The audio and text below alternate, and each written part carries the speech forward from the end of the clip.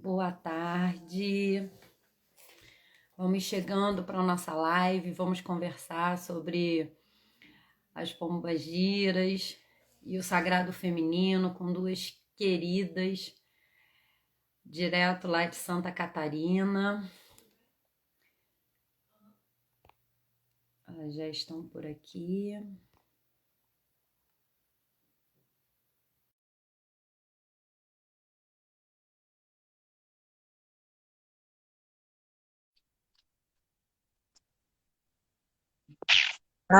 Boa tarde. Oi, sua bênção, tudo bem? Tudo bem? Que os orixás nos abençoe, sua bênção também. Axé, que o Senhor abençoe sempre. Cadê Lise? Tá chegando. Achei Deixa que eu ver ela se já ela estava tá. aqui. Peraí. Às vezes o Insta demora, né, para dar uma atualizada. Sim, sim, sim. Eu Uhum. já assisti. Aqui tá frio, como é que tá aí? Oi, Tá, gente. Sua tá frio, bênção, tá tudo bem? quente. Axé, a bênção também, Claudinha. Que Oi, bom estar gente, aqui com vocês. muito bom estar falando com vocês, matando um pouquinho de saudade. É, a gente tem tanta coisa para falar e um espaço pequenininho, né? É, eu tenho pensado muito nesse tema, na proposta de vocês, nesse trabalho, e eu lembrei do professor Alexandre Cabral. Ele é protestante, mas ele escreveu um livro muito interessante, assim, de pesquisa mesmo, sobre malandros e pombogiras e tal. E aí, sempre que ele vai palestrar e ele vai contando as narrativas e toda a pesquisa que ele fez em torno disso, ele diz que tudo gira muito em cima de duas perguntas, que é quem nos tornamos e quem podemos ser através do aparelho religioso. E eu queria começar com vocês em cima desse pensamento, que ele diz que na primeira pergunta, né, de quem nos tornamos, ela vai depender muito do que fazemos e como fazemos, Hum. através do aparelho religioso. E aí eu queria que vocês falassem um pouquinho das experiências de vocês, né? Porque eu sei que vocês acabaram há pouco tempo retornando da Bolívia, que vocês foram a todo um estudo, né? Com os ameríndios e tal. E, e como é que vocês têm essa percepção, né, de transformação ou não transformação, de como funciona para vocês essa questão, né, do aparelho religioso? Hum. Ai, perdão. Primeiro eu quero que vocês se apresentem. Que eu me empolguei. Não, tá tudo bem, tá tudo bem. Eu vejo que quando a gente fala de espiritualidade, toda essa parte, a gente estava falando sobre isso ontem no estudo com a nossa casa. É, tudo isso vai se construindo a partir do sentir, de uma perspectiva mais espiralada e menos linear, né? Então, onde a gente se apresenta no meio, onde a gente começa falando do final e depois vai para o início, e assim nós vamos tecendo, porque a natureza também não é dessa forma, né? Dessa forma tão linear e tão. Então, assim a gente vai tecendo. Eu acho que é muito bom. E também o que que acontece? Como a gente tem um outro nível de amizade que sai dessa questão da formalidade, a gente às vezes se atravessa um pouco nisso, né? Mas, mas vamos, de certa forma, refazer. Falar quem é a Aline Padilha, quem é a Lise Nolasco. Vamos falar disso e vamos voltar para o nosso pensamento filosófico para realmente engrenar no que interessa. Vamos lá, então.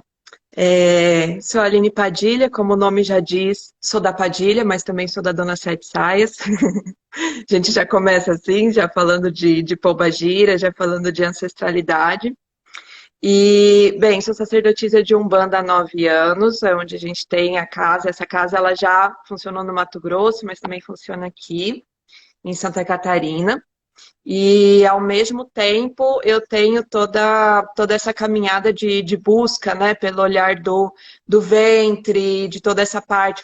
Fora isso, eu sou parteira tradicional, então a gente esteve esse tempo na Colômbia com nossas maestras parteiras, é, com muitas experiências, com muitas trocas. E daí a gente pode ver essa perspectiva, aí eu já entrei no assunto, não deixei ele se apresentar.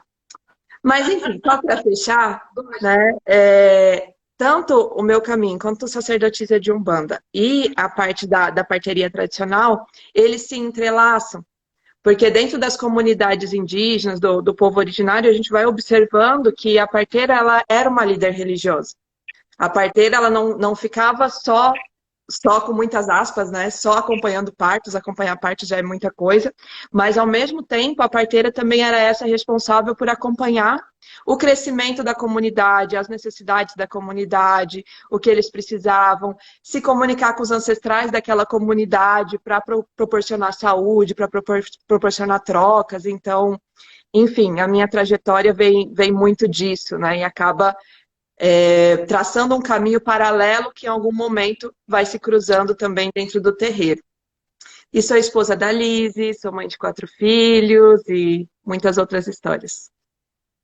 Fala, meu amor. Ah, se tu não falasse, eu ia falar que a gente é um casal. Bom, sou Lisiane Olasco, sou filha de Nanã, com muito amor, assim, por essa mãe ancestral que me orienta, que me acolhe. Também sou de Dona Rosa Vermelha, Laroyê, salve elas. E, bem, sou comunicóloga de formação, digamos que dentro dessa linha do tempo, me formei com essa ênfase em comunicação social.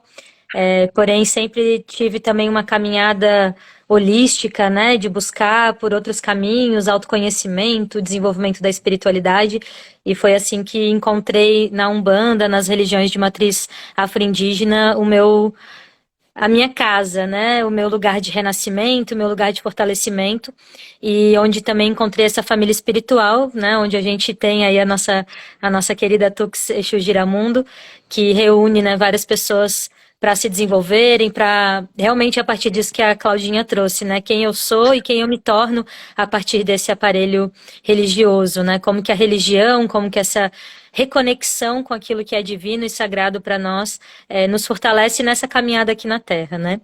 E, bem, sou também educadora, tive aí uma experiência há mais de 10 anos em escola, trabalhando com educadores, com crianças, jovens, famílias, né? E acabei me especializando muito nessa parte de educação, de guiança de grupos, de facilitação da aprendizagem das pessoas. E por questões pessoais, né, de saúde do meu ventre, fui me conectando com esse caminho do, entre muitas aspas, sagrado feminino, que por muito tempo me contemplou e por muito tempo também não me contemplou, onde eu encontrava respostas e tinha mais perguntas ainda sobre tudo isso, né, que gira em torno desse feminino, que é, digamos, o corpo que eu escolhi chegar, né, nessa experiência. Então, por conta de questões pessoais, com ciclo menstrual, tive muitas jornadas, assim, em médicos e em tudo que é lugar, assim. E muitos remédios, isso desde a adolescência, até que com 20 e poucos anos, assim, eu falei, não, para que agora eu quero tentar trilhar um caminho pessoal e próprio acerca né, dessas desarmonias. E foi onde eu encontrei na macumba a minha cura. Então, acho que eu já começo dizendo um pouco sobre isso, né, do porquê também o tema dessa live, Pombagira e Sagrado Feminino, e como que a gente pode encontrar nas religiões de matriz afro uma série de saberes, de medicinas mesmo, de ebós, de curas, de ritos que podem estar nos apoiando tanto nesse autoconhecimento, que foi muito essencial, mas também em processos de cura mesmo, de limpeza.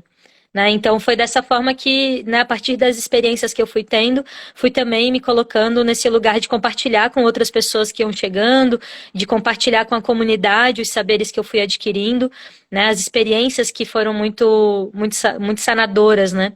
E hoje poder passar adiante com o trabalho que a gente tem através da Tenda Dona Sete é para nós uma grande riqueza, né? Porque a gente vai compartilhando com as pessoas que chegam no nosso círculo, na nossa tenda, e elas também levam adiante muitas dessas sabedorias, e isso vai se expandindo aí de norte a sul do país, toda a América Latina, né? Então, essa é um pouquinho da minha caminhada, mas também sou muitas coisas, né? Também sou mãe, também sou, né, sou macumbeira, somos de orixá, somos das nossas entidades, sou cultuadora dos meus ancestrais. E, bem, somos múltiplas, né? E estamos aí para compartilhar um pouquinho. Quero muito agradecer, Claudinha, por tu ter aberto essa oportunidade, estar nos fortalecendo também nessa chegada aí pro estado do Rio de Janeiro. Eu que agradeço assim, é o que eu sempre digo, né? O Exegética, ele sempre vai trabalhar em torno de quem tem um trabalho realmente, né? A fazer algo que tenha uma importância. E vocês estão nessa caminhada, eu acho muito importante, já conversei com vocês e com os da casa de vocês também sobre isso. Eu acredito muito na questão da busca de conhecimento, das trocas de conhecimento, sabe? E eu acho que isso fortalece a gente num todo, né? A gente soma, a gente multiplica e, enfim, essas coisas que a gente acredita. Sim, Então vamos voltar. É sobre essa percepção, né, que a Aline começou a falar, né, que a gente está falando sobre o uso do aparelho religioso, né, como o Babá Márcio fala de uma forma linda e enriquecida, que ele diz que nós somos oráculos, e quando a gente vai para as filosofias africanas, seja ela qual for, né, a mate e tal, a gente vai sempre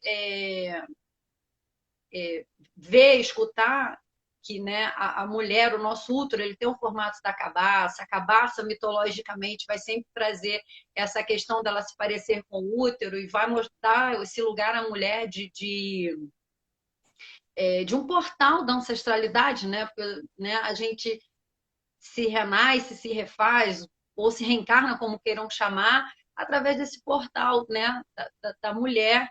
E quando a gente está estudando sobre a questão da mulher como matriarca, né? Nós ocidentais temos uma visão, uma noção muito de matriarcado subjugado ao patriarcado, quando na verdade pensando em África é uma coisa linear, né? São juntos e é muito reconhecido esse poder da mulher, né? Que é a mulher que traz o outro ser humano, ela que traz a ancestralidade para perto da gente. E, enfim, a mulher, né, que começa a agricultura no mundo, ou seja, ela também alimenta, ela, né, alimenta psicologicamente, emocionalmente, fisicamente e tal. E aí, quer dizer, uma vez que a gente é esse portal, que a gente consegue essas conexões, e estudando as religiões, a gente percebe que, seja ela qual for, a maioria são mulheres. As mulheres estão sempre buscando o seu equilíbrio, o equilíbrio da família, né? Buscando uma razão, algo que consiga fazer com que ela fortaleça e frutifique, né? O meio dela, independente, né? Que eu ia chamar de família, mas o meio num todo. E aí é sobre isso que eu quero começar conversando com você, pegando a deixa que eu falei do professor Alexandre Cabral, de dessa questão do que o que nos tornamos e o que fazemos, né? Uma vez que somos esse aparelho religioso e como a gente usa isso, como é que vocês percebem isso pessoalmente, falando de vocês mesmos e falando do que vocês percebem, da percepção, até principalmente a Aline vem da psicologia, a, a Lise vem da área de educação, e essas profissões têm um olhar, né, comportamental, de analisar quem está por perto, quem está seguindo. E aí, como é que vocês veem isso dentro do trabalho de vocês? Cri, vai, cri, amor. cri, cri. Estou esperando. Quer falar, amor? Não, pode ir. Bom, a gente pode partir de um princípio assim, talvez mais simples, né? E depois complexar mais, ou do complexo para o simples, porque eu vejo que esses assuntos eles dão um pano para manga, né, Claudinha? Tu, como sempre, já faz episódio de Vai. exegética aí com a gente, né? E, e eu vejo assim, dentro dessa construção, né? Hoje a gente vive uma realidade social em que, né, até alguém comentou aqui, né? Já escrevi uma matéria sobre essas mulheres empoderadas. Então a gente vive uma grande desconstrução da nossa realidade, né? Entre o que somos como mulheres, o que aprendemos que somos enquanto mulheres, o que a mulher representa dentro dessa sociedade. Então essa busca por essa reconexão com o matriarcado, ou minimamente pelo respeito, né, a esse lugar dessa mulher enquanto um grande portal. Né? Dentro do nosso trabalho, a gente também amplia um pouco mais essa perspectiva para poder também trazer um viés um pouco mais atual até, e aí vem também essa questão do próprio tema da nossa live, né, Pombagiras e o Sagrado Feminino, e para nós, dentro do nosso trabalho, dentro das nossas perspectivas, até mesmo antes da Tenda Dona Sete, sempre fomos extremamente críticas, assim, né, temos assim uma questão de olhar para aquilo que ninguém está olhando, falar sobre os assuntos que muitas vezes não querem ser falados. E o nosso trabalho ele também é muito inclusivo para trazer para essa discussão e para esse diálogo sobre o feminino também pessoas trans. Né, e como que isso tudo se impacta, porque isso é assunto necessário, urgente, né, para a gente desconstruir, reconstruir e construir realmente novas histórias, novas perspectivas a partir do que é verdadeiro, real, né, e presente, assim. Então, gostaria muito, assim, de fazer esse adendo, né, já para, talvez, afunilar um pouco, mas também não tanto, né, sabe? Trazer, assim, um pouco do que a gente elabora enquanto essa construção, esse empoderamento e o quanto que esse lugar do sagrado feminino, vou colocar entre aspas, tradicional, né, ou convencional, isso que a gente mais tem visto por aí, eu vejo que tem um lugar de muito crescimento, muito positivo, que foi a expansão desse conhecimento, de levar, né, para o acesso a mais pessoas, de fazer com que inúmeras, milhares de mulheres, né, de pessoas que se identificam como mulher, que elas pudessem despertar dentro dos seus lugares sociais, dentro das suas atividades, dentro dos seus núcleos familiares também, e buscar isso que a gente tem tanto ouvido falar, que é o empoderamento, né? Esse levantar, se recordar mesmo e ser, e começar a assumir um pouco mais as rédeas da própria vida, das suas próprias decisões, do seu próprio corpo e etc. Porém, ao mesmo tempo que isso tem um grande boom e abre uma série de questões de construção muito positiva, ele também acaba, infelizmente, reproduzindo algumas violências. Né? Então, acho que tudo na vida, assim, que é novo ou que não é tão novo assim, porque vamos combinar, as tendas vermelhas, elas são um grande resgate ancestral, é algo que as nossas ancestrais já faziam, há registros né, na própria linha da história, mesmo registro de inúmeros povos originários que tinham essa construção mais matriarcal, onde as mulheres se reuniam e se cuidavam e trocavam saberes e sangravam juntas e pariam juntas e faziam esse processo de uma maneira muito mais comunitária. No momento em que a gente se perde uma das outras, a própria sociedade vai se perdendo dela mesma, né? Isso é também outra questão histórica, assim, né? A gente vai vendo que há uma grande ruptura de valores, assim. Porém, essa reconfiguração desse sagrado feminino, que também é excludente, muitas vezes limita essa conversa, né? E aí é onde está. Então, como que a gente constrói esse lugar onde a mulher pode se empoderar, pode se libertar, muitas vezes, de relacionamentos abusivos, de violências que sofre, e começa a criar uma outra forma de ser e de existir dentro desse universo que somos, né? Mas também olhando para todas as múltiplas formas desse ser feminino. E é onde a gente tem essa grande crítica, assim, porque ao mesmo tempo que se constrói todo um espaço para dialogar sobre o feminino, novamente se figura, né, o que é o feminino e a feminilidade e esses arquétipos muitas vezes que é o bondoso, é o delicado e tal, né, é aquela guerreira, mas é aquela guerreira assim e daquele jeito, muitos arquétipos eurocentrados, né, e que constroem toda uma imagem. Posso falar um pouquinho? Pode, claro. A guerreira que não mata, né?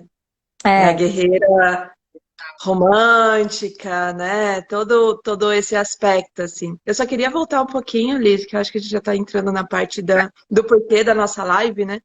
Mas queria voltar um pouquinho assim nessa questão da como que a gente se transforma a partir do aparelho religioso, de todo esse lugar. Não sei se eu vou seguir a mesma linha desse filósofo, mas a minha perspectiva, quando a gente fala sobre isso, eu vejo muita transformação quando estamos na atividade religiosa, nessa manifestação, né, cultural, enfim, vivendo em comunidade, no resgate de raízes. Eu vejo que a gente se transforma a partir desse processo. Por quê? Já somos atravessados a todo momento pela sociedade, com várias situações que a mulher tem que vestir rosa, homem azul, isso, aquilo, e de repente entramos em contato numa manifestação religiosa escutando a voz das nossas ancestrais, dessas manifestações que já viveram em outro tempo, e elas vão modificando essa nossa forma de ser.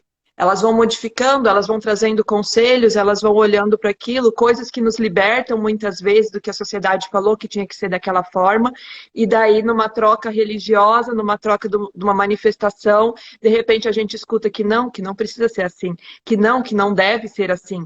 Né? Então eu vejo que existe muito dessa troca, principalmente dentro da nossa religião de Umbanda, que é a religião dos mortos, né? É até muito curioso nós falarmos sobre isso hoje, Hoje. escolhemos bem esse É dia, verdade. porque é uma religião que cultua os mortos.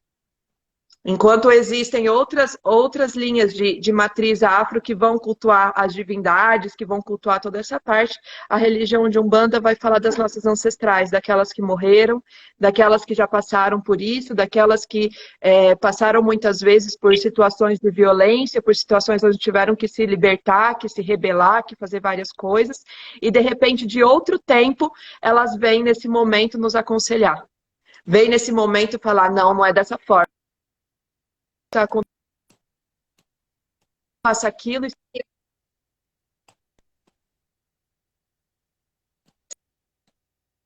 A Aline está travando. Enquanto não refaz da Aline, eu só vou voltar, pegar dois ganchos aí, né? Quando a Liz tá falando da questão do feminino, do feminino trans, né? Aí eu sempre vou falar da filosofia africana. Que o feminino não está ligado ao gênero, né? Não tem isso, por exemplo. Eu sou uma mulher que fisicamente, moralmente, a ideologia do sistema diz que eu sou uma mulher, né? Porque está ligada à genitália e tal. A minha. Mas dentro da minha religião, dentro das forças que estão dentro de mim, eu sou uma mulher de Ossan, eu tenho uma força muito mais masculina, o que não faz de mim ser um homem e vice-versa. Então, assim, a gente precisa realmente rever essa questão, né? Até onde essa moral imposta, ideológica, ela acaba trazendo muita gente que acaba até parando nas terapias, e posso falar isso porque eu sou uma mulher que faço terapia, né, desses conflitos que a gente tem, que a gente fica, a gente se sente, se percebe de um jeito que a gente não sabe explicar, porque a gente está muito amarrado, muito arraigado a uma moral imposta, né? E que a gente não tem nem a percepção que isso é imposto. Então, a gente vai partir dali e entra nesses conflitos. Então, eu acho muito legal quando né, a gente vai falar dessa questão do feminino ou do masculino, que ele não, de fato, concreto, ele não está ligado ao gênero, né? Ele é uma outra dimensão, né? Ele tá num outro lugar. E esqueci a segunda coisa, que era do que a Aline estava falando quando a Aline travou. E que lembrei que você estava falando, e aí é uma pergunta para vocês, né? Que você fala que as religiões de matriz. A Márcia está falando que o mundo hoje faz terapia, no caso a Alice está falando, praticamente. E quando. Que a minha pergunta no caso da Umbanda, quando você fala assim, a Umbanda ela é uma religião que cultua coisas ancestrais e tal.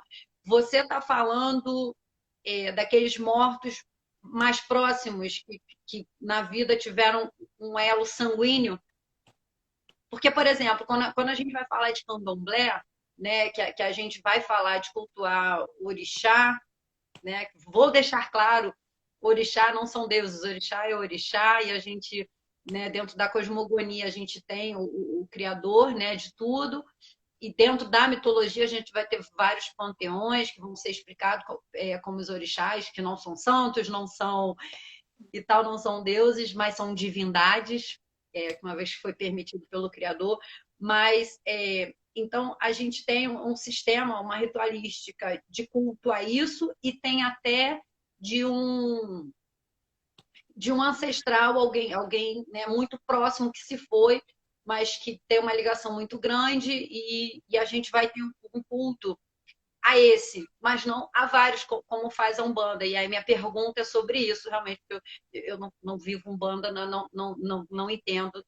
E aí, quando você fala, você está falando desses mais próximos, que tiveram algum elo sanguíneo, ou até psicológico, né? Porque às vezes a gente não tem.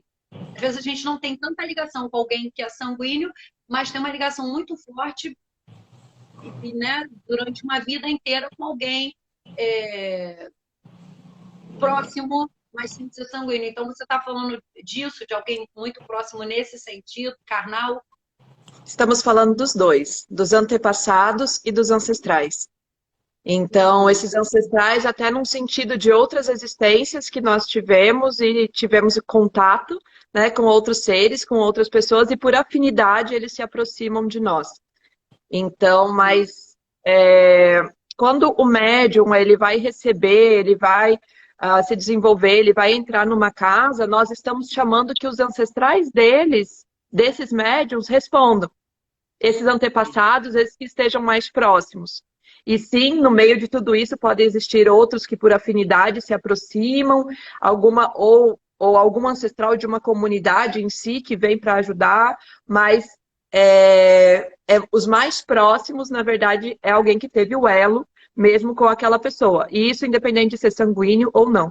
E pensando também que esse sanguíneo ele pode ser de muitas décadas, de centenas de anos de história. Né? Às vezes aquele ancestral que foi um tataravô, que a pessoa nunca ouviu falar, às vezes ele retorna ali para apoiar de alguma forma. A Umbanda, de certa forma, colocou muitas roupagens no meio disso, né? Colocou muitas, esse daqui ele chega mais assim, então se parece com um caboclo, se parece assim, se parece assado, quando não necessariamente. Aquela pessoa ela tem um nome, né? Aquele espírito tem um nome, enfim, eu acho que isso daí é um papo para uma outra live, uma porque outra isso também live. dá pano para manga e essa história, mas é um pouco sobre isso, assim. E quando a gente fala das nossas pombagiras e de todo esse lugar, nós estamos falando de ancestralidade, que pode ter sido antepassadas mesmo, como alguém que por afinidade, por uma outra história espiritual, ela tenha se aproximado. Então, de certa forma, a nossa casa ela vai olhar como esses seres mais próximos, esses ancestrais mesmo dessa pessoa. E como Exu fala, né, como Exu é atemporal e ele fala muito disso, o que a gente chama de tempo, né, na verdade ele é atemporal. Então, essa questão, se foi há muito tempo na nossa contagem, principalmente na nossa contagem ocidental, não está nesse plano deles, né? E por isso a razão de se ter esses portais, esses elos, né, para que a gente esteja sempre ligado de alguma forma, se comunicando de alguma forma. Bom, e aí a gente já falou disso, que acabou entrando já nas pombagiras. Quem são as pombagiras? Agora uma pergunta também. Sim. Pomba gira. Os dois estão certos. Daí é questão de nomenclatura mesmo, de modo de falar, daquilo que se cria também pelo dialeto popular. Então, tudo faz parte. Dentro da nossa casa, a gente chama de pombagira. E quem são elas? Tá. Lizzy, queria continuar? A gente estava falando ainda um pouco porque desse movimento, ou a gente já parte... Podemos seguindo, tu abriu ali outro viés, mas tá tudo bem, vamos seguindo como vai fluindo. Tá. Eu Só, queria... só um adendinho nisso, você que é mais ligada aí que é da área high-tech, vai dando uma cronometrada no tempo pra gente, que a gente tem uns 4 pontos assim para falar e para a gente não cair lá e ter que voltar. Tranquilo, Sim. são 5 horas agora. Tá bom, vai. Vamos lá, temos 30 minutos então, né? Vou tentar ser sucinta. Bem, queria só contar um pouquinho então esse lugar, Pombagira e o Sagrado Feminino, e daí a gente já entra na quem são as pombagiras. Bem, contar um pouquinho da minha trajetória. Então, eu sempre vivi um pouco com esse conflito, né, desse sagrado feminino, e ao mesmo tempo que muitas mulheres se aproximavam, muitas pessoas de, tenho questões com meu ventre, quero olhar para isso, porque você não faz os grupos de sagrado feminino? E daí eu ia nos grupos de sagrado feminino, saía revoltada de lá, saía, assim, muito incomodada, porque era muito essa perspectiva, né, dessa coisa fofa, dessa coisa romantizada, e entendo como a Lizzie trouxe, esses grupos trouxeram muita cura, muitos movimentos a todas as mulheres, tudo, mas de certa forma eu presenciei algumas violências, né, no sentido de, todo mundo tem que vir de saia. Tá, e a pessoa que não se sente bem usando saia? E daí eu tava com uma amiga trans na época, e daí falei pra pessoa, a gente tá indo, estamos subindo pro círculo e tal.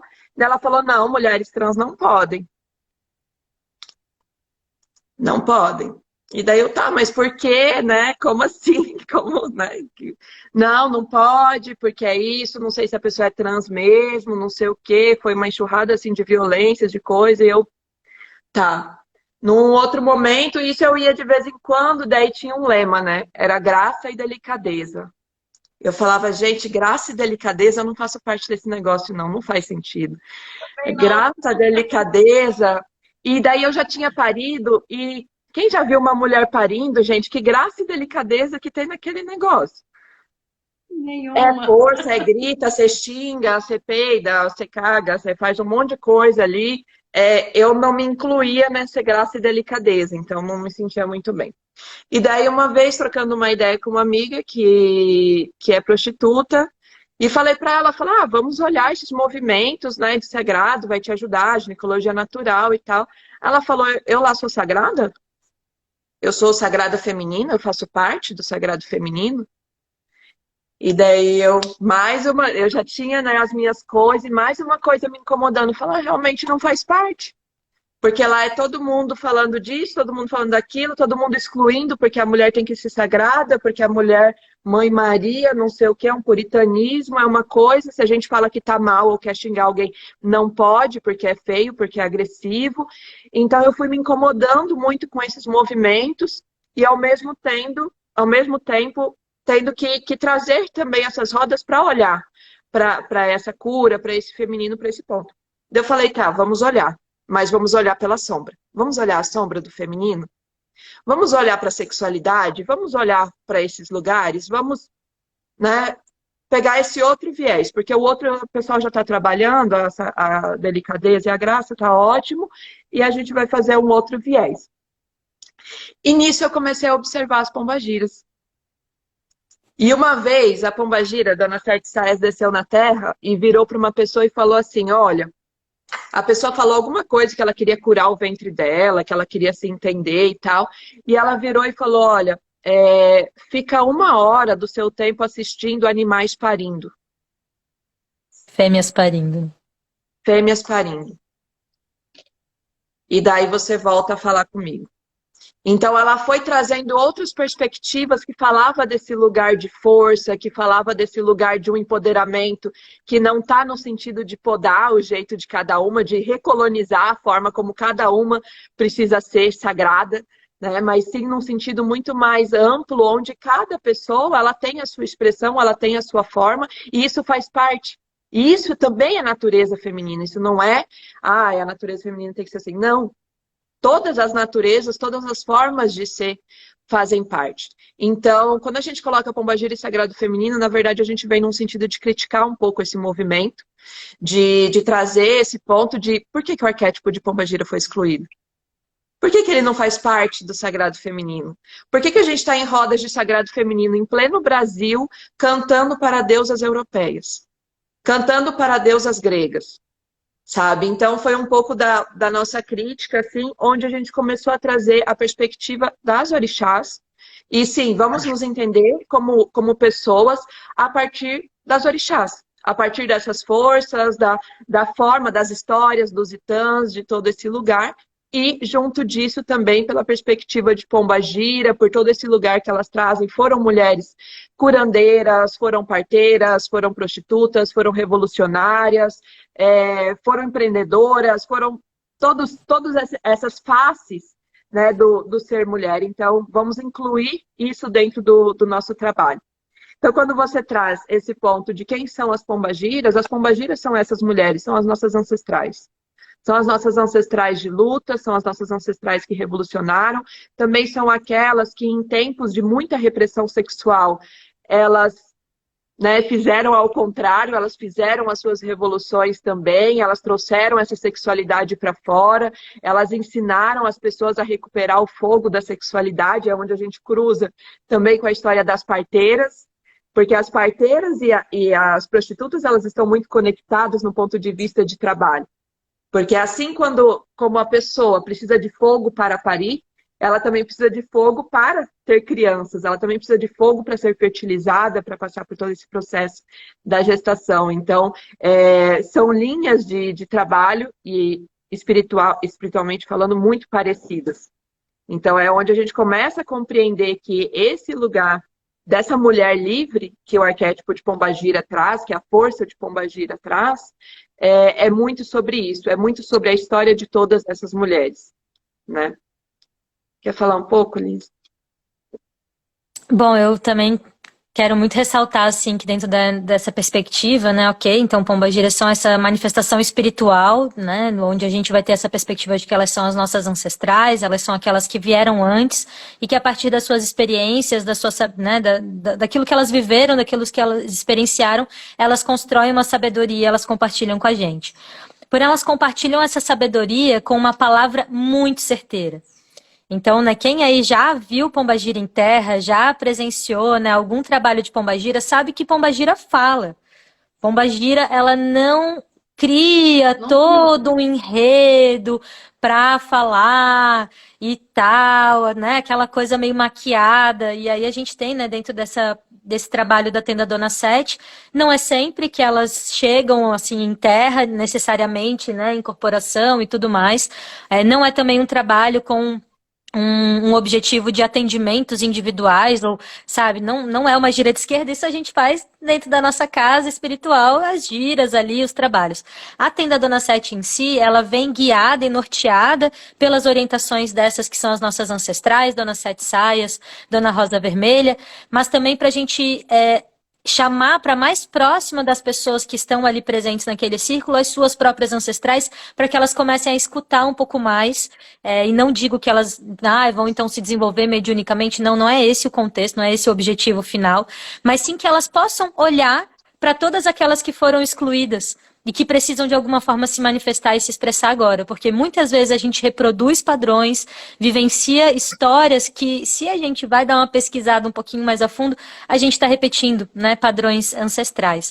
E quando Pombagira fala, ela não maquia, né, ela não fica ali aliviando um pouco a palavra.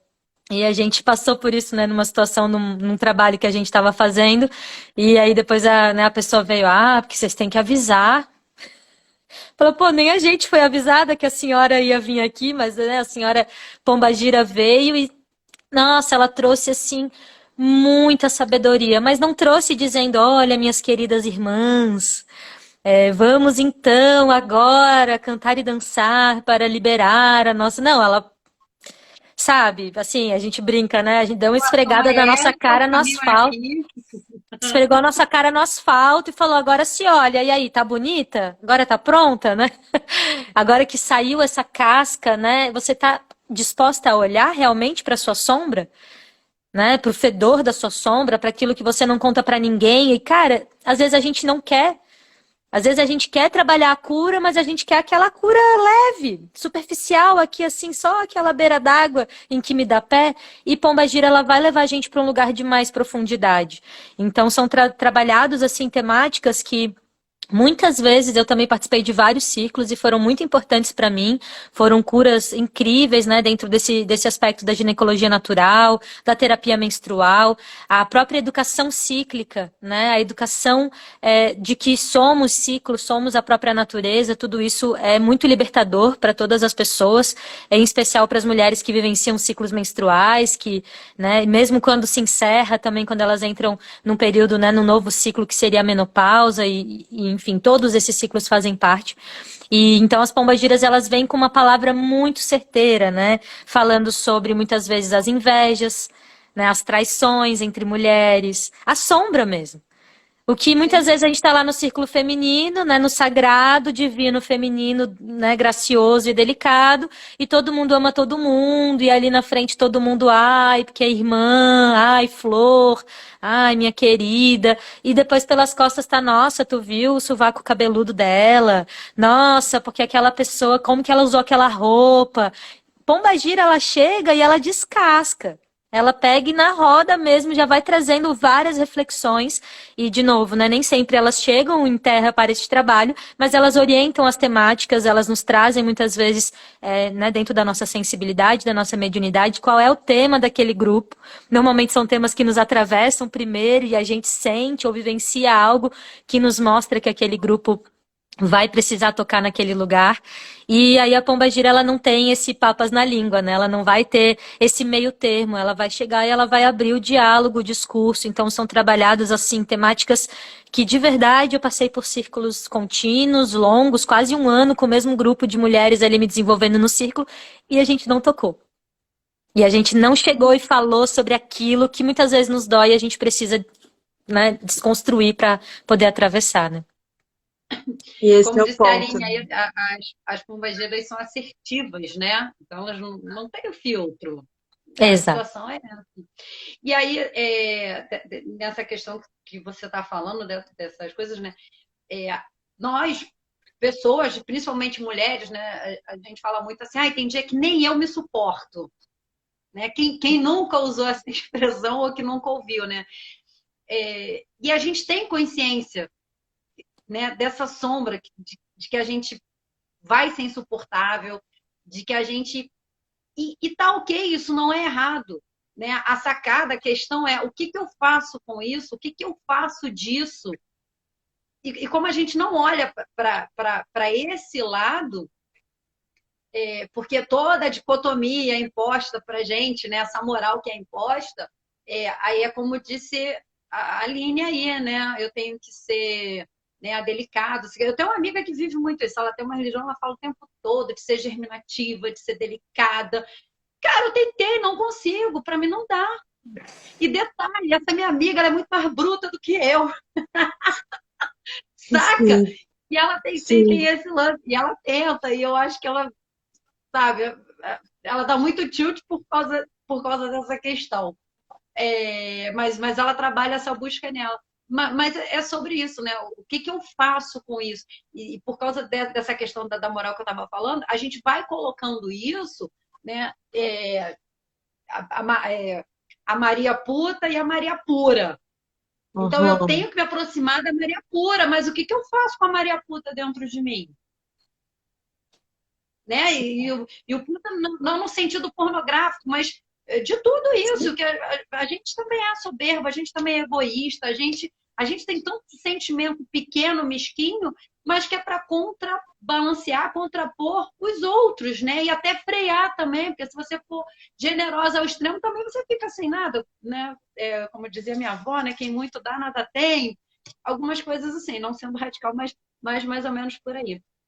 E aí, quando vocês, uma vez que vocês têm essa consciência e voltam, eu já fiz umas três imersões, assim, ligada à parte motivacional, sistêmico, sabe? Essas paradas assim, e vocês estavam falando disso, eu falei assim, cara, eu só conheço gente que lidera isso, homem,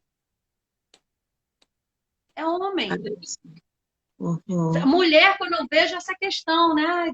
Né, vamos fazer, vamos dar as mãos caminhando e cantando e seguindo a canção. Pá, não está errado. Também o mundo precisa disso, né? De alguém que chame para essa parte. E quando você vê os cursos, as imersões e tal, assim, de motivação e sistêmicos, não sei o quê, é tudo homem, aquela coisa, uau, vambora, você tem que ser, e grita. Sim. Falta desses contrapesos e até onde me serviu, tá, gente? Eu fiz, não me arrependo, foi bom. Sim. Mas, assim, eu estou me alertando para essas questões, né? Como os assuntos vão nos atravessando Sim. antes da gente querer atravessar alguém. E aí, quando vocês se identificam nisso, percebem essas questões, né?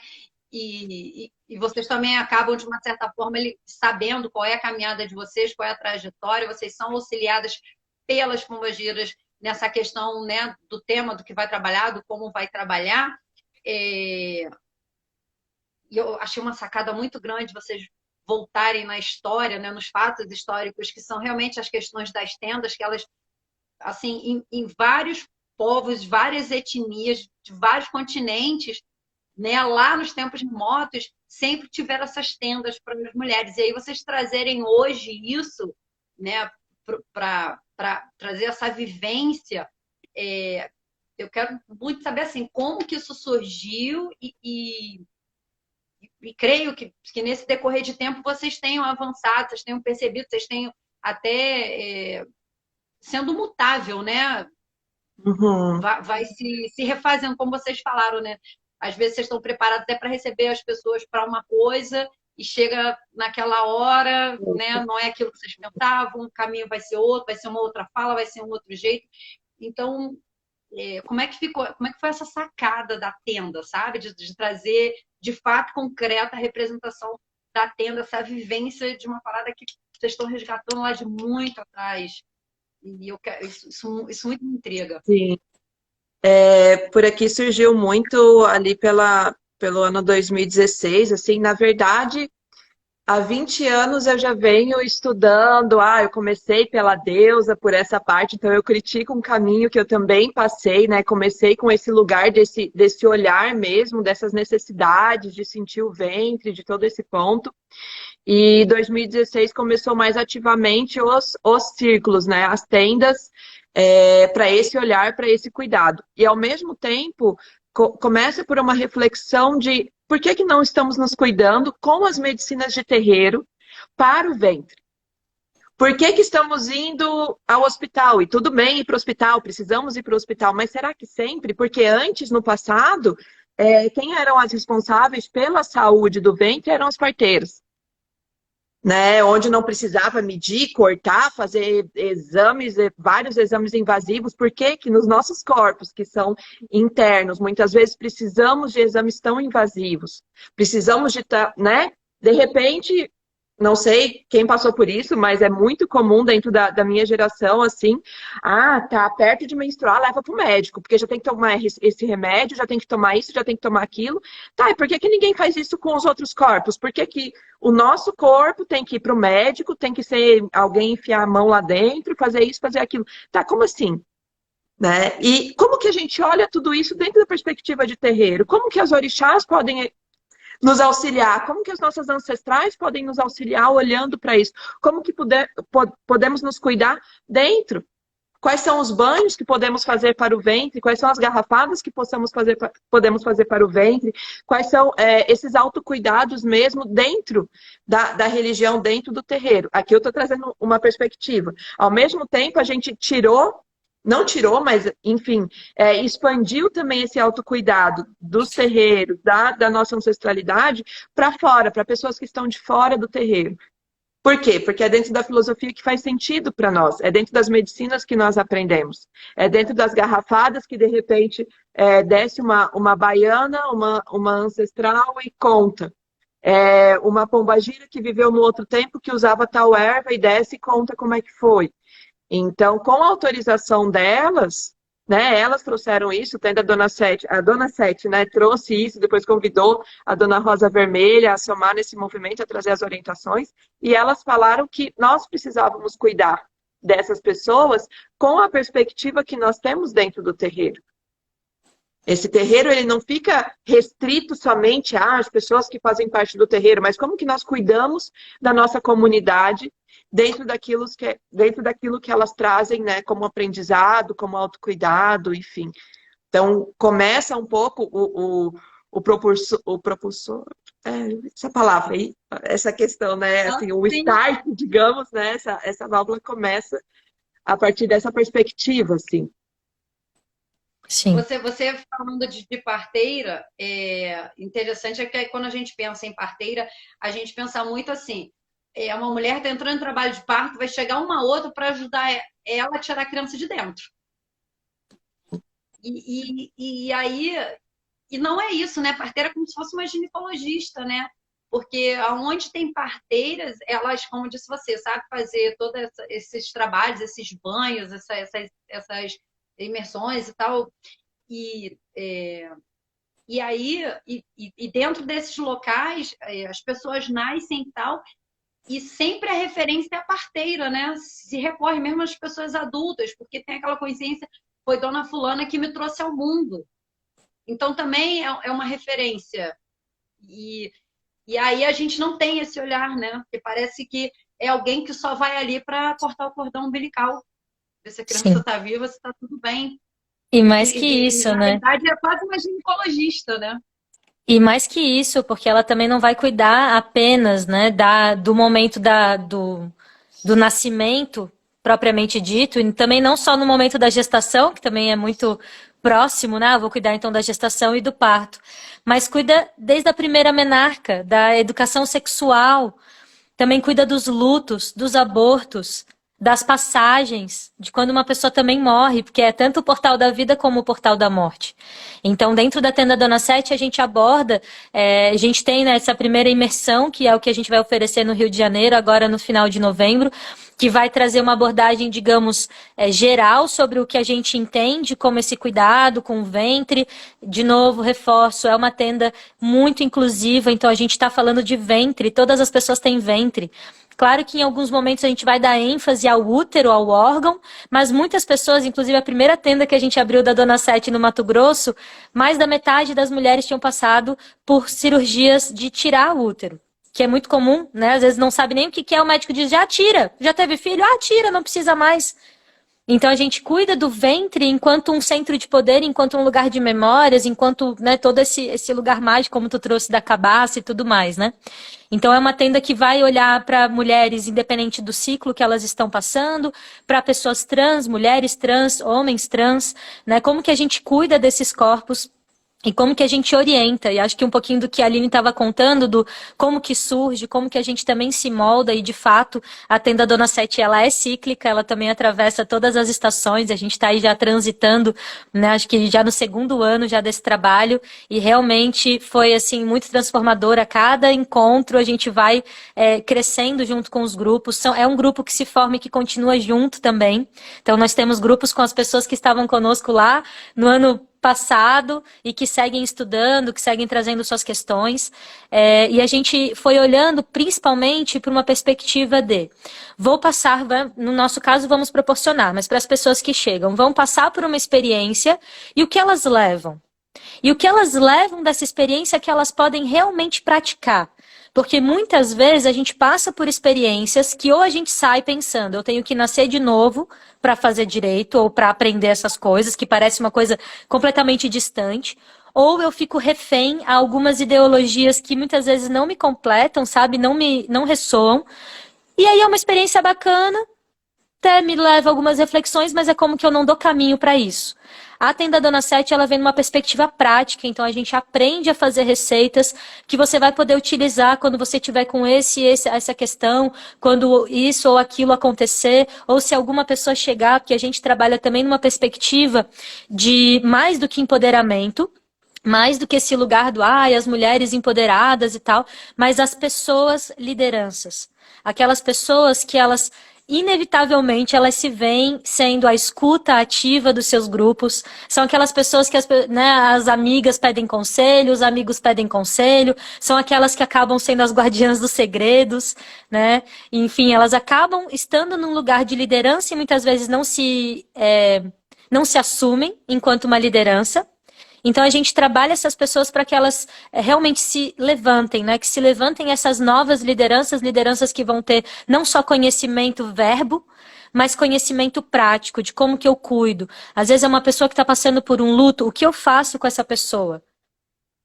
Como que eu cuido dessa pessoa? Como que eu oriento ela? Que tipo de medicina? Aí a gente trabalhou agora, né, em outubro, com a medicina da minha mãe querida, amada, sábia Nanã. Como que Nanã nos ensina sobre as travessias dos lutos, vida, morte e vida. Mas vamos falar da morte? Vamos falar que dói? Vamos falar que a gente chora? Quais são as etapas? Então, é exatamente o que alguém colocou aqui agora, essa perspectiva de um feminino inteiro, né? Verônica, maravilhosa, um beijo. Então, assim, esse feminino que ele é inteiro, ele também morre, mas ele também nasce, mas ele também brota, mas ele também poda, sabe? Então a gente olha para um lugar muito prático e o que a própria Dona Rosa Vermelha nos trouxe, assim, enquanto orientação precisa dar caminho para o que se aprende. Precisa dar caminho para o que se aprende. Então a Tenda Dona Sete vem com esse viés muito prático de que se leve esse recurso, essa medicina, também para pessoas que não estão dentro de uma lógica de terreiro. Eu gosto muito da tua perspectiva quando tu traz, Claudinha, né, desse lugar, como é que que é social, como é que é civilizatório, né? Então a gente está falando. A gente não restringe apenas as pessoas que têm essa fé ou que acreditam nisso, mas como que isso pode tocar elas? Claro, com todo o respeito, né? Normalmente chegam as pessoas que já têm alguma afinidade, mas a gente está aberto a receber todo tipo de pessoa, de qualquer lugar. A gente também já trabalhou com pessoas evangélicas, pessoas crentes, pessoas cristãs, muitos macumbeiros, macumbeiras, mas vem pessoas de todas, né, de todos os lugares, assim, de todas as histórias, e a gente entende novamente que elas estão chegando por quê? Porque as ancestrais delas permitem que elas entrem no trabalho, que elas se inscrevam, que elas cheguem até o dia do evento. Porque são várias provas que a gente passa, né? É o querer ir, o inscrever-se e o chegar, e depois o sair, porque uma coisa é fato, não sai como chegou, né? E aí a gente tem também esse lugar desse acolhimento pós, porque muitas estruturas se rompem, a gente acaba revendo muitas histórias, talvez alguns conflitos venham à tona no sentido de agora eu preciso me posicionar, né? Com a delicadeza de uma guerreira que arranca cabeças também, muitas vezes. Então, Pombagira vai falar muito sobre esse lugar de resistência, né?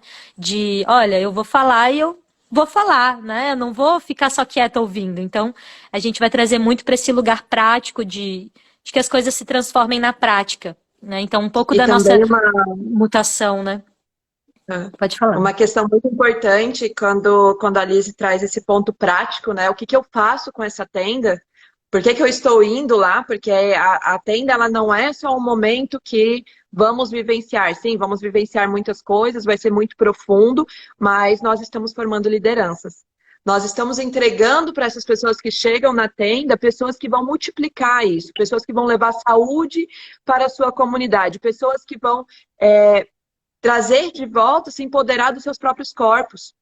Porque a gente transferiu muito esse poder aos médicos. E, gente, por favor, eu não estou falando mal dos médicos. Os médicos são maravilhosos, eles são necessários.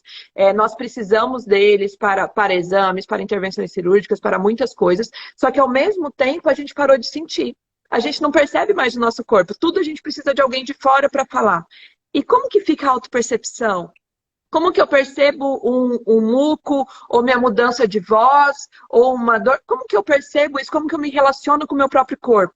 Então, a Tenda Dona Sete, ela também traz essa perspectiva. E quando a gente fala de comunidade, de levantar as lideranças, de impulsionar novas lideranças, nós estamos falando também de uma ação prática social. Como que nós acolhemos e ajudamos a pessoa que é vítima de violência doméstica? O que nós fazemos com essas pessoas que estão passando por situações de abuso dentro de casa? Vamos falar de graça e delicadeza? Ai, gente, com todo respeito, mas enfim. O que nós temos de prático? E daí Pombagira traz. Pombagira traz, daí é o ponto das magias. E daí é o ponto que a gente não vai falar na rede social. Mas é um ponto que a gente vai ensinar algo de proteção para aquela pessoa. O que nós fazemos para que essa pessoa não morra? Não seja a próxima, não seja mais um dado de feminicídio. porque Pombagira vai munir essa pessoa. Então, elas Sim. trazem também receitas, magias, coisas nesse sentido, para o cuidado e a preservação da vida, e também nessas ações críticas e específicas, orientações também nesse ponto. Então, nós não ficamos somente num ponto de cultuar, de resgatar, mas sim como que a gente vive tudo isso na prática. No Uhum. nosso dia, em todos esses dados, nessa alta de feminicídio, nessa alta de abusos, de estupros, de todas essas histórias que nós passamos, né, enquanto mulheres, enquanto pessoas trans, pessoas LGBT, enfim, todo esse ponto. Sim. Essa é uma questão, desculpa, é uma questão de não só ensinar essa magia para você que está aqui usar para você, mas sim você também multiplicar, você saber como Multiplicar. poder ajudar uma outra, né? Vai além. Proteger outras pessoas, gerar renda. Como que essa pessoa que é dependente, muitas vezes do marido abusivo, e não consegue sair dessa relação porque não tem renda, porque não tem uma conta no banco.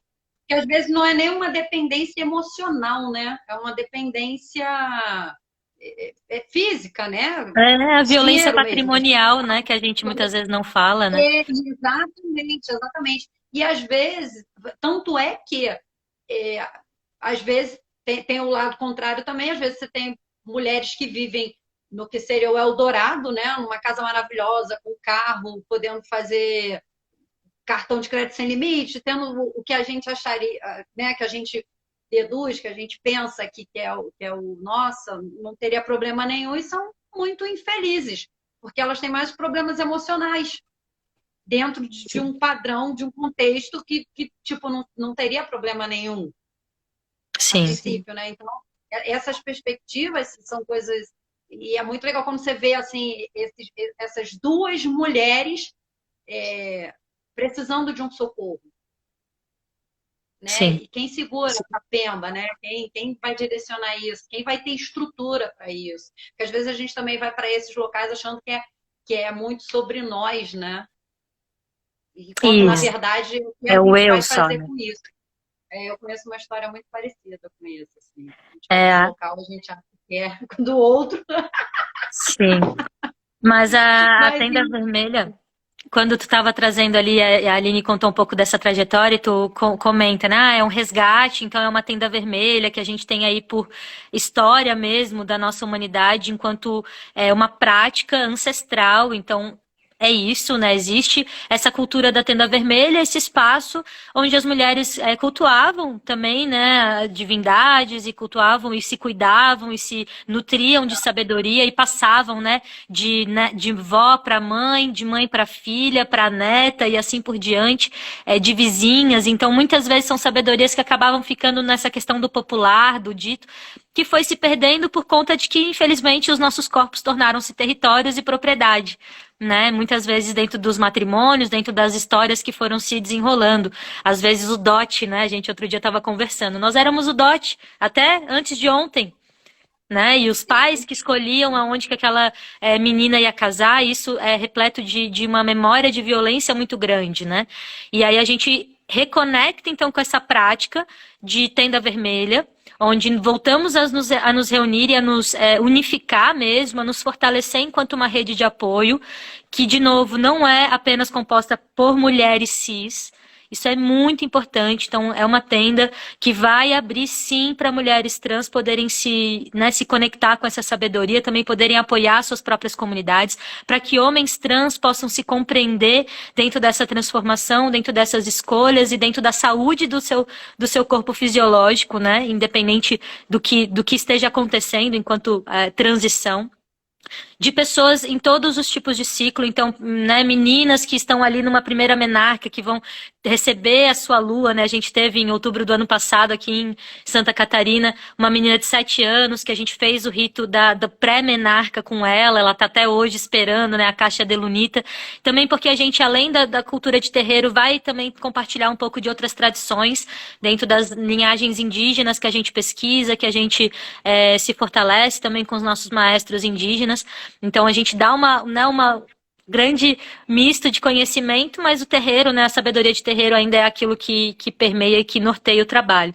Então é uma tenda vermelha né? Porque falamos também dessa potência do sangue, esse sangue não apenas da menstruação, mas o sangue de vida que todos nós temos e que corre dentro da gente, né? Então, que nos unifique enquanto uma comunidade, uma rede de apoio, e que vem com a sabedoria de Pombagira, porque a gente vai sim olhar para a sombra, vai sim cutucar e tocar nesses assuntos, às vezes, considerados difíceis, né? Então, a gente vem, assim, muito preparadas para poder acolher essas pessoas. Também somos terapeutas integrativas, né? Então, é importante, acho que faltou isso na nossa apresentação, mas a gente tem essa formação no cuidado de pessoas, né, no acolhimento de pessoas, e trabalhamos muito forte, assim, esse lugar da escuta é um círculo que se constrói coletivamente.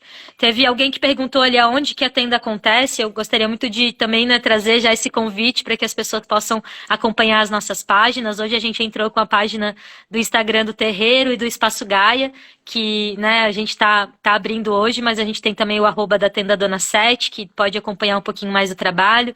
No Espaço Gaia a gente acaba tendo mais seguidores e a gente compartilha com um pouco mais de frequência as informações. E a Tenda Dona Sete, ela é itinerante.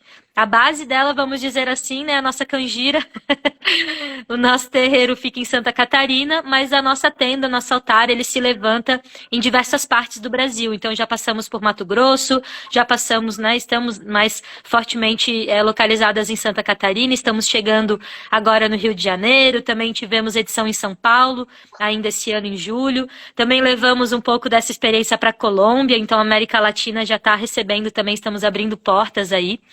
E temos já uma comunidade, sei lá, acho que já passaram de 70 mulheres, eu acho, né, amor? Temos aí quase uma centena de mulheres que fazem parte do grupo, que seguem trocando com a gente, e as pessoas acabam indo, vão na primeira, daí vão de novo, toda vez que tem, a galera dá um jeito de estar junto, porque cada tenda é uma sabedoria diferente que a gente aborda, uma medicina diferente que é aprofundada, e mesmo as práticas que são as mesmas, digamos, as medicinas que são as mesmas, depois você pratica novamente, você vai pegando mais a mão, vai trocando atendimento com as pessoas que estão fazendo parte, e a gente vai estar agora no Rio de Janeiro, em Cachoeira de Macacu, nos dias 25, 26 e 27, no espaço Omiô, Joia das Águas, né? Muito especial, espaço maravilhoso que está nos acolhendo, com a parceria incrível, né, de Claudinha Facini, também da Juliana Petit, Ju Petit, que estão nos apoiando na divulgação. E as inscrições estão abertas, a gente vai nessa imersão trazer essa primeira introdução ao que é essa roda medicinal uterina, roda medicinal do ventre, onde trabalha os 4 arquétipos com as orixás Yansan, Oxum, Iemanjá e Nanã, bem como com a sabedoria de Pombagira. Então é esse arquétipo que celebramos, que cantamos e reverenciamos, que são as nossas ancestrais. E aí navegamos, né, por todos os ciclos com medicinas para o ciclo, para cada parte do ciclo, né, seja o período pré-menstrual, menstrual, ovulatório, pré-ovulatório, ovulatório, enfim, toda essa roda também, menarca, menopausa, todos esses ciclos, esse cuidado com o ventre, com a energia do ventre, também as magias, né, para proteção contra violências, enfim, é muito vasto, não dá nem para a gente pontuar tudo que tem, porque realmente, quando a tenda abre, a gente acende o nosso altar, levanta esse altar, aí o trabalho começa a acontecer, e é muito importante ressaltar também que é um trabalho que cada pessoa que chega para a tenda tem um trabalho para compartilhar também. Através da sua palavra, às vezes através da sua história, às vezes através do seu choro, através de um canto que traz, de um movimento que traz. Cada pessoa que senta junto com a gente nesse círculo está construindo de igual para igual. Claro que a gente às vezes traz um pouco mais de conhecimento, de teorias, de receitas, mas a partilha da palavra é algo muito sagrado para nós, dá espaço para que a gente aprenda umas com as outras. Então não é só a nossa perspectiva que vale, não é só a gente que está certa, a gente constrói isso com cada uma que chega, né? Então é muito especial, é um trabalho muito, muito lindo, assim, que eu tenho o maior prazer, maior orgulho de fazer parte. Agradeço muito a Dona Rosa Vermelha, né, que me trouxe essa oportunidade, junto com Dona Sete Saias. Um dia a Dona Sete Saias chegou, né, eu estava lá, assim, vibrando, e ela chegou, me entregou uma rosa e falou: eu quero a minha comadre aqui comigo agora, que eu preciso falar com ela. Porque é ela que eu quero para esse trabalho. Eu falei: que trabalho, moça, pelo amor de Deus. E aí, de repente, virei lá, a Dona Rosa chegou com todo o seu perfume, com toda a sua gargalhada e falou: o trabalho está aberto e é assim que a gente vai acontecer, né? Então, é um trabalho muito lindo. E assim como elas, as ancestrais de todas, de todos que chegam, de todas que chegam, são muito bem-vindas, né? Elas vêm realmente com muita sabedoria para nos fortalecer nesse caminho. Axé. Tô ansiosa já, Rio de Janeiro. Vamos! Contagem regressiva. É importante dizer também que a vaga é limitada, né? Não é para grupo grande de Sim, pessoas, né? Até que tem todo um esquema para ser cumprido, então, para as sim. pessoas se ligarem nisso também. Que hora que a gente está aí, Lizzie? estamos na hora. Por isso que eu já falei do horário todo. Já são 5h40. Percebi quando eu Claudinha. falei, Ai, meu ela Deus. tá indo para as considerações finais. É, já tô. Aline, suas considerações, e a Gostaria de agradecer muito, primeiramente, a ancestralidade, as nossas ancestrais, a Dona Sete, a sua ancestralidade, Claudinha, a ancestralidade de todas, né, que estão aqui presentes, que tornou possível esse encontro, que torna possível sempre esse trabalho, que mantém a estrada, né, aberta para esse trabalho, então a gente agradece muito. E, bem, eu acho que eu já trouxe, né, um pouco de tudo, assim, só agradecer mesmo essa oportunidade e dizer que é emergente que a gente se fortaleça, que a gente se una, que todas nós possamos cada vez mais nos apoiar e olhar e cuidar das nossas comunidades. É emergente. Nós precisamos, assim, se apropriar. Quando a gente fala de empoderamento, eu vejo que o empoderamento é uma perspectiva muito mais ampla, não é empoderamento somente eu comigo mesma. É o empoderamento também de nós nos entendermos como um papel fundamental dentro da comunidade que a gente pertence. Uma família é uma comunidade, um bairro é uma comunidade, como que nós estamos cuidando da terra, desse coletivo como um todo, né? Então, enfim, só gostaria de deixar isso, assim, dessa importância da gente se unir, da gente se falar, da gente se curar, da gente dançar também, cantar e também chorar juntas. Acho Sim. que antes de finalizar, eu só vou fazer um adendo do que vocês estavam falando e eu fui refletindo aqui, né? Que é muito interessante, que é, se falando em humanidade, nós, mulheres independentes de trans, de cis, independente, nós somos a maioria, né? Nós somos uma maioria que foi colocada como minoria e, e a gente pensa, acha que e o tempo todo a vida mostra pra gente assim que a gente ainda vive a Inquisição. A gente está sendo o tempo todo amputada, sabe? Calada, silenciada, abafada. E o quanto que isso a gente acaba até agredindo umas às outras. Né? A gente não se enxerga, a gente não sabe lidar com os nossos piores dias e, e muitas vezes a gente não sabe lidar com a outra. Né? Quando isso tudo é só reflexo do que está sendo feito de nós. E a palavra que me vem muito, que resume muito isso e que acho que a gente precisa acordar para isso, tanto no conceito individual como pensando, né, na forma mais ampla de rede de apoios, nós entre mulheres, assim, a gente precisa acabar com essa inquisição que ela ainda acontece, ela não morreu.